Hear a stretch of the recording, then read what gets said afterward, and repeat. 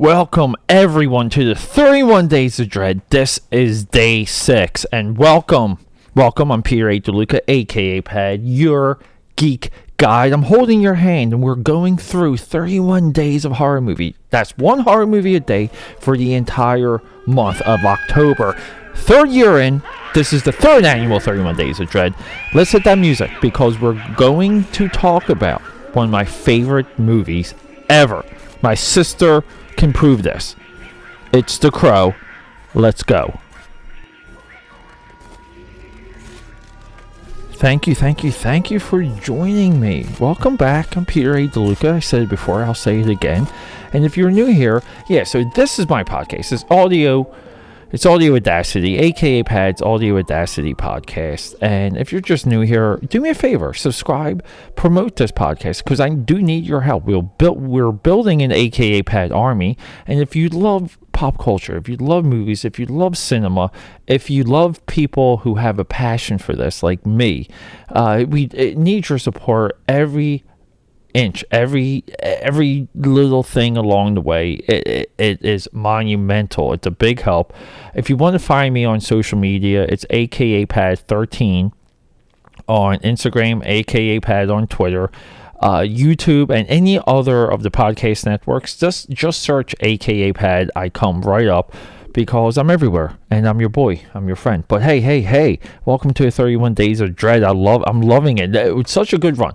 I did a little diversion. The next 2 episodes were the originally intended episodes 5 and 6, and it's Terrifier and Night Watchman. The Night Watchman. And I ended up seeing the Joker late Thursday, and just was like, this has got to be a release. I just got to make the release right now. So I already had the episode recorded. So Joker got released yesterday, and this one of this year's micro themes is I'm pairing movies in blocks. So I had to get something in mind really quick for Joker, and immediately The Crow came to mind, because a lot of people classify this as a superhero movie or a vigilante movie. No, this is a supernatural horror movie. There's very little hope in this movie. This movie is dark and depressing, and this movie is one of the best just straight up adaptations of a comic book work. A lot of people call it a graphic novel. A lot like Watchmen, The Crow is not a graphic novel. The Crow is a collected edition of what's called floppies or single issues. It was originally a miniseries. We can get into the history of The Crow itself, but you know what the funny thing is with The Crow?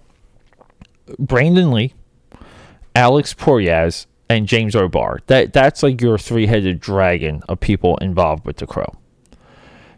Brandon Lee died during the production of this movie, and so immediately the movie became legendary. I remember when all that stuff came out, the Premiere Magazine articles, the Entertainment Weekly articles, there was a lot written about it, and this was one of the first times they used digital trickery to put him into the movie to finish a couple scenes. And I think if you watch the movie, some of it is very clear.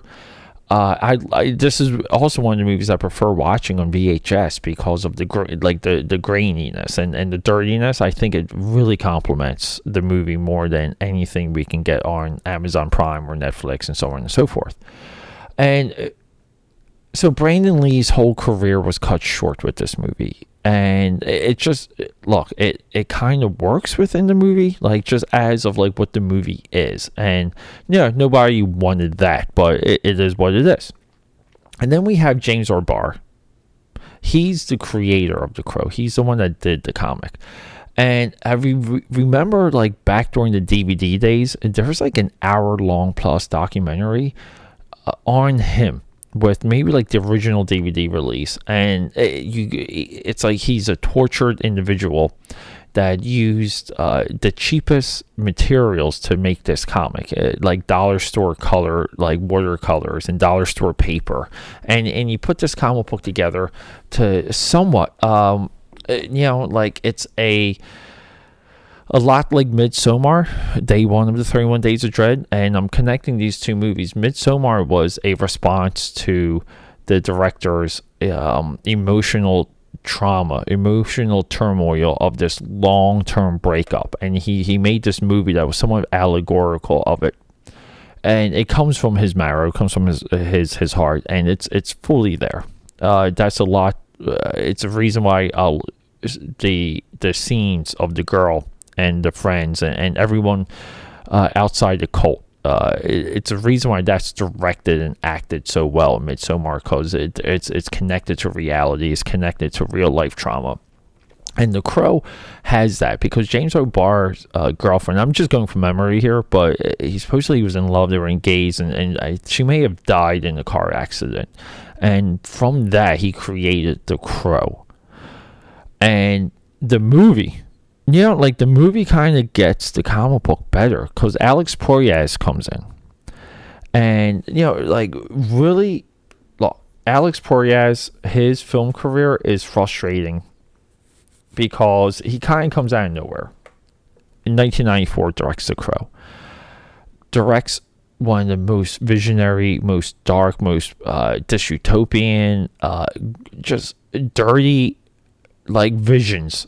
That's somewhat fantasy, somewhat horror. It's hard to, again, it's a mixed bag, but he essentially directs a horror movie. And then 4 years later, he makes Dark City. I'm getting to a larger point here of these three individuals, this three-headed dragon. And then he kind of goes away for a while. And in 2004, he directs Will Smith in I, Robot, which is also visual and exact, and it has memorable scenes, but it's not on the level of Dark City and Crow.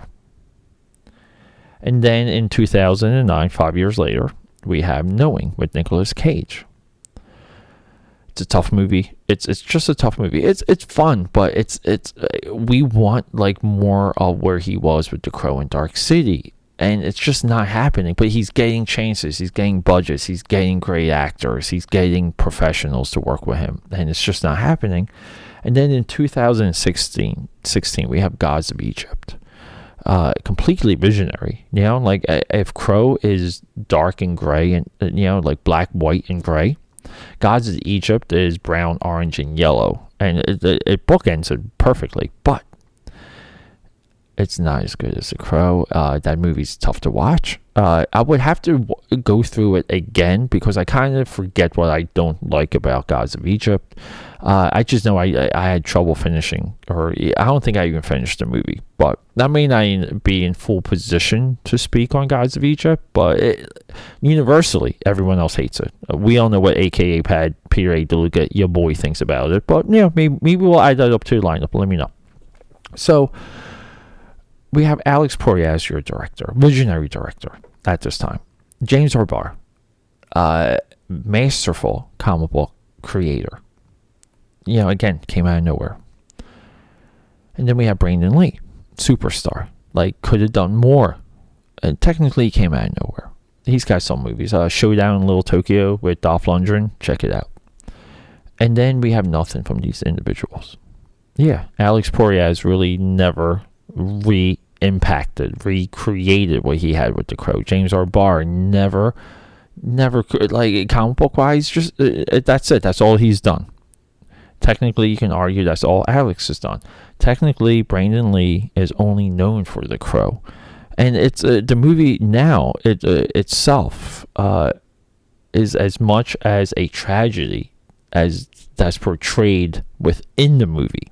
This is a lot. The way how this mirrors Joker, even in that theme, and the reason why this pairs so well with Joker, because we have crazy, white-faced, murderous comic book adaptations. That's this genre. It's very short. It's a very small genre, but these two movies pair perfectly. But these movies also cross over into reality in a way that is unfathomable. And then infinitely, I think this is why this year's 31 Days of Dread it's so joyous for me, because this connection is so true and pure. I just want to watch these two movies back to back as many times as I can, because I do feel like they're us and we're it, and it is here, meaning the Joker has FBI agents in theaters right now making sure things are okay. That's what the Joker would want. And we have The Crow with true tragedy overflowing into our hearts and minds, and we feel differently when we watch that movie. But yeah, so this movie just runs so deep with me. There's just so many memories I have. I remember seeing it with my sister when it came out. We rushed to go see this. My sister, being fantastic, incredible, the incredible person my sister is, got the $90 DVD VHS, the VHS rental copy. Her and my parents spent $100 for my birthday one year to get me this movie so I could watch it at home. They knew how much I loved this movie. Even to this day, my artwork and my texture and what I bring into the page through my hand, a lot of it still, it's inspiring. It comes from The Crow. But this movie also goes a little bit further. It's a definition of independent filmmaking, of low budget filmmaking. It's a definition of finding good ideas and knowing what to do with them. It's a definition of having balls. Again, it mirrors a Joker. You have balls when you make a movie. You have intent. You swing for the fences. You know what your material is. And as a director, you bleed that. You tell that to people, and you kind of don't budge. You do not budge. And then we have the soundtrack. Okay, this movie kind of kick-started the 90s movie soundtrack boom. And it's one of the most complete, more put-together movie soundtracks ever in the history of cinema. And I've been, for a while, I've been debating on doing a study of what really happened, because movies used to have the best music, even like Armageddon. I don't want to miss a thing. That's one of Aerosmith's best songs and rock ballads ever recorded. And then it just all went away. Batman Forever, incredible soundtrack, and you're like, what? Yeah, I'm sorry. Batman and Robin, incredible soundtrack, really good music put together and made exclusively for these movies, but it's gone. Robin Hood, Prince of Thieves. Here we go. Four Musketeers, Three Musketeers. That's the one with Rod Stewart, Sting, and Bryan Adams. Come on. How do you not love that song? But yeah. This movie is pivotal.